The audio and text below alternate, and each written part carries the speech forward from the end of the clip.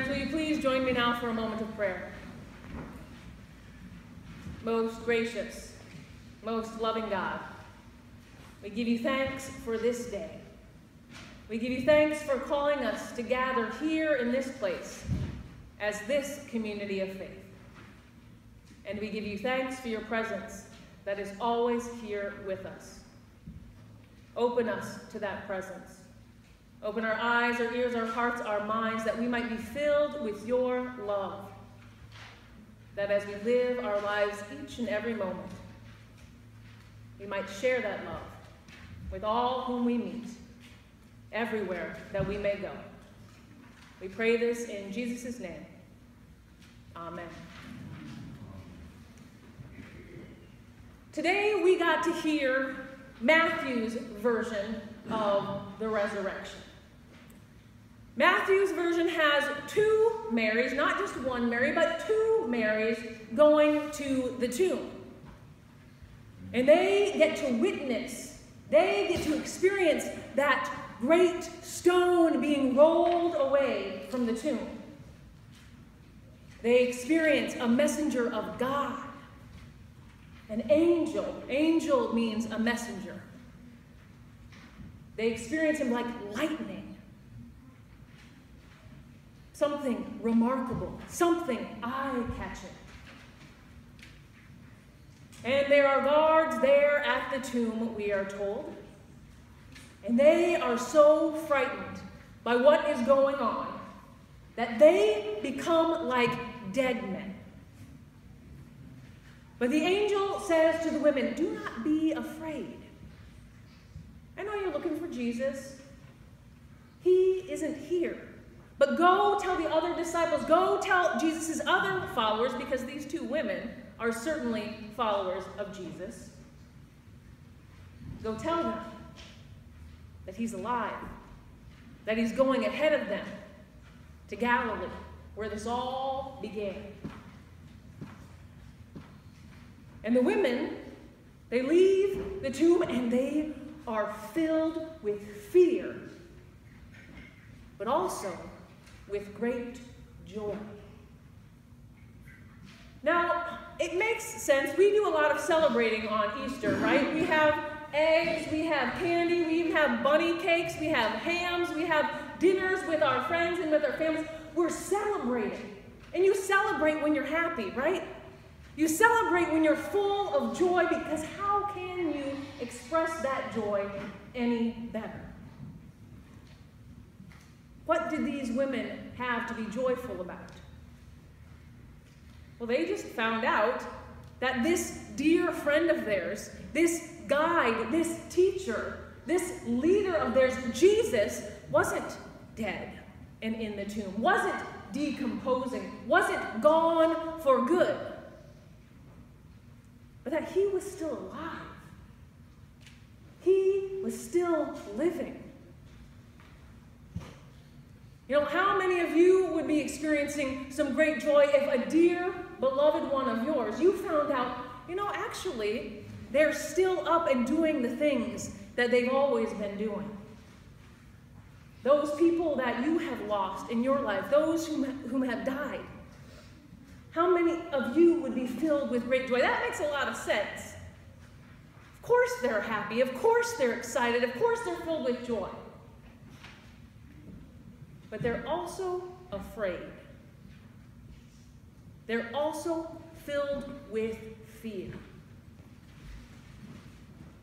Now, where do you think that fear is coming from? Any ideas? Why would these women be afraid? They've just been told that Jesus is alive. That Jesus is no longer in the tomb, but he is out and he is going before them. For what reason do they have to be afraid? Why would they be frightened? Anybody? Any ideas? Because of the way he was treated. Maybe because of how Jesus had been treated. It's not normal. What's that? It's not normal. It's not normal. It's something unexpected. They're finding something shocking and an experience they've never had. What? When someone dies, they are dead. They don't get up and travel to Galilee. So maybe they were afraid of that. Maybe they were afraid that they wouldn't be able to see that body again. You know, some people, they like to go, they like to have a place where they can go and they can see our loved one is buried here, or our loved one's remains are here. Maybe they were afraid that the other followers of Jesus, when we go tell them what we've experienced, what we've witnessed, maybe they're not going to believe us. Maybe they'll laugh at us. Maybe they'll think we're playing a big joke on them or something. Maybe they won't accept us. Maybe all of these reasons, perhaps. But I think Lynn was on to something. I think perhaps these women are afraid because if Jesus is dead,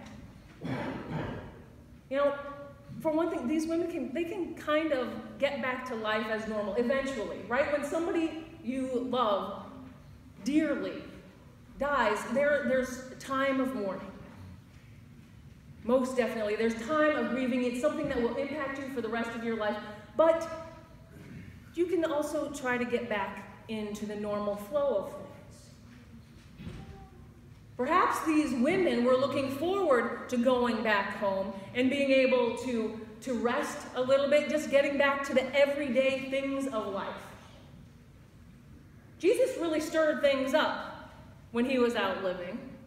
He challenged them, he challenged everyone to live their life in a very different way. But if Jesus was still up and moving around, they were called to follow.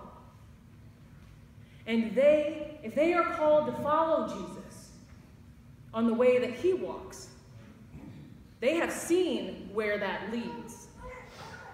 They have seen where that road travels to. It's going to take them to the cross as well. Perhaps they will experience persecution. Perhaps they will experience hardship. Perhaps they will meet their own deaths. Perhaps this is why those women were afraid. These threats are real. Fear is a response to a perceived threat.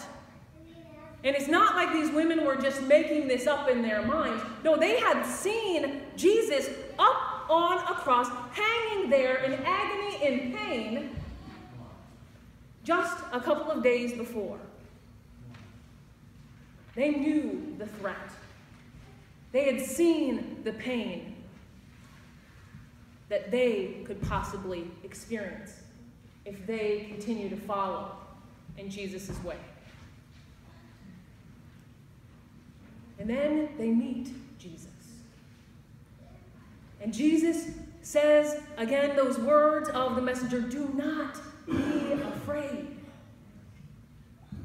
Don't be frozen like those guards who became like dead men in their fear. And do not flee, do not run away, do not hide. Those are common responses to fear. Also, fighting. And don't fight. Do not be afraid. But go. Go and tell the other disciples. Go and tell those brothers and sisters of mine to go ahead to Galilee. We are not done with this thing that we started. And these women have to make a choice. Will they live out of their fear? Will their fear control them? Or will they live out of their great joy? The joy in knowing that Jesus is yet alive. The joy in knowing that love is more powerful than hate. That God has brought new life from death. Friends, there are times in our lives when we have these two emotions intermingling, right? Can you think of a time when you've been so excited, so filled with joy, but yet there is that tinge of fear within you? I can think of a few times in my life. I know when I went off to college, that was a big deal. You know, being accepted to college, going off, starting on a new journey, I'm going to experience new and wonderful things, but also it's an unknown. What if I fail? What if I don't make any friends? What if I can't figure out how to get around the campus? I have a choice. I had a choice. I'm not going back to college. I had a choice to make. Would I live out of my joy, or would I let fear rule me?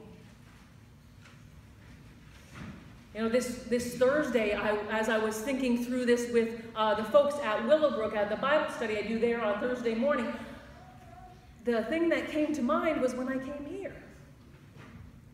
5.5 years ago. I'd been to Newton a few times just to get gas out on the interstate when I was going from college to back home. I didn't know much about Newton. I didn't know much about you all. But I was excited. I was filled with joy for the possibilities that we could engage in together. What kind of ministry could we do? What impact could we have on this community? How could we share God's love, the message of the good news here in this place together? But what if you all didn't like me? What if I didn't fit in? There was that joy along with the fear. And y'all might not be surprised about this, as I'm expecting for this baby to come at the end of next month. There's a lot of joy. There's a lot of expectation, because I think this new life coming into the world will be amazing. We'll be full of joy. We'll be full of new opportunities and new experiences. But you might also guess that there is a little bit of hesitation, a little bit of fear. Am I going to screw this kid up? Anybody else ever wonder that when they were expecting? Am I going to know what to do? What is my life going to look like once this child enters it? It's not going to be the same. What will Martin's and my relationship look like once this child has entered into the picture? There are many things that I could fear, and I have a choice to make. Will I let that fear rule me, or will I choose to live out of joy? Friends, when we live our faith, we have a great joy. We know God's love for each and every one of us, each and every one of you. God loves you. Love is the most powerful force in all the world. That's what we learn today when that tomb is empty, when Christ has been raised. Love is more powerful than domination, than oppression, than violence. Love is more powerful than fear, than greed, than arrogance. That is something to celebrate. That's something that fills me with great joy. But trusting and believing that, and then going and doing, then going and living as if I actually believe that, I know that there is danger there. There is a threat there. If I share my faith, maybe people will think that I'm trying to convert them. Maybe people will think that I'm trying to force my faith onto them. Or perhaps if I go and I stand up for my faith as folks did in Standing Rock, or as people did in Washington, D.C. around the inauguration, or as people do when they march proclaiming that Black Lives Matter, perhaps there is a physical threat as well. Perhaps I will be arrested. Perhaps I will be shot with water cannons. Perhaps I will be labeled a disruptor. There are real threats to living out our faith. Most of them are not going to risk our lives, not in this country, not in this place. But there is that fear of that perceived threat. What will people think about me if I live my life following Jesus? What will people think about me if my actions show my trust in God's love? Friends, we have a choice, always. We have a choice. There's a lot we can be afraid of in this world. There's a lot we can be afraid of. But God's messenger and Jesus both proclaim, both say, do not be afraid. Do not be afraid. Do not let fear control you. Do not let fear rule you. But go. Go continue on this journey. Go and spread that joy. Go and share that love. Go and bring about that justice. Go. Go and tell people. Go and show people the truth that love, peace, freedom, justice are more powerful than anything else you can imagine, even that bomb that we just dropped. Love is more powerful even than that. Friends, I pray that we will choose, that you will choose, that I will choose this day to live out of my joy. This day to live out of your joy. Rather than letting fear paralyze me or cause me to bring harm to another. This is the call that I hear on Easter. This is the challenge put before us. So how will you respond? How are you called to live? I've told you what I think about Easter, what Easter kind of means to me. What does it mean to you? How are you challenged now to live? I invite you to ponder that for a moment, to reflect on that, to open yourselves to the presence of God here in this place. What were you thinking? What are you thinking now? How is God calling you? Friends, let us be together now for a time of quiet. Let us be together for a moment of reflection. Let us be together in a period of pause.